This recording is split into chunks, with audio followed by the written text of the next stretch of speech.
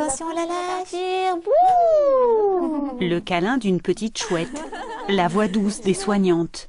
Justin, 3 mois, est loin d'imaginer qu'il est venu ici pour une prise de sang.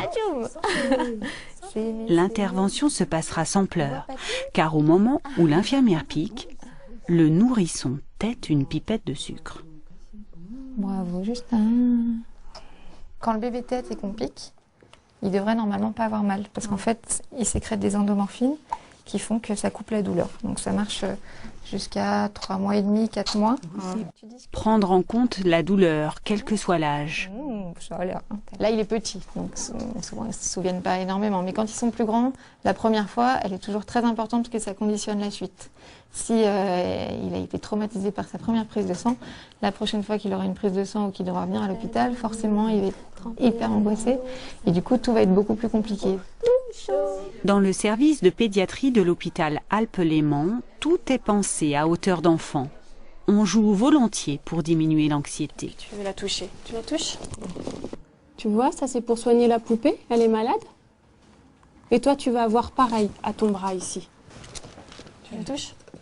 Nous, on emploie des mots techniques sans s'en rendre compte que l'enfant de 3 ans ne va pas comprendre. Donc le garrot, le sparadrap, tout ça, c'est pas des choses qu'il a l'habitude de voir à la maison. Donc le fait de le toucher, c'est pareil, ça le familiarise avec l'objet. Ouais, c'est beau. Apprivoiser le jeune patient à chaque instant. Depuis quelques semaines, Déborah promène son chariot de peinture dans les couloirs. La décoratrice redonne vie aux murs un peu austères de l'établissement. Ils ont l'impression de se balader avec leurs parents dans un petit zoo qui est fabriqué pour eux, qui a été peint pour eux. Ils retrouvent tous les animaux qu'ils ont l'habitude de côtoyer dans leurs livres. L'opportunité de rêver et d'oublier les soins. Moi, je le trouve quasi comme à la maison, quoi, un petit peu plus fatigué normal par rapport à sa pathologie, mais il est vraiment détendu, quoi. Il n'est pas plus stressé que ça. Bonjour. Allô le doudou. Comment il va ton doudou? Allô, allô? Il va bien. Quand on a un enfant qui est rassuré, qui est moins anxieux, et aussi des parents, on a une communication et je dirais un examen beaucoup plus fiable, beaucoup plus équitable que si on fait un examen dans le stress, la panique, les hurlements. Avec papa, je regarde juste. Du médecin à l'auxiliaire puéricultrice en passant par l'infirmière, tout le service est investi dans ce projet d'humanisation des soins.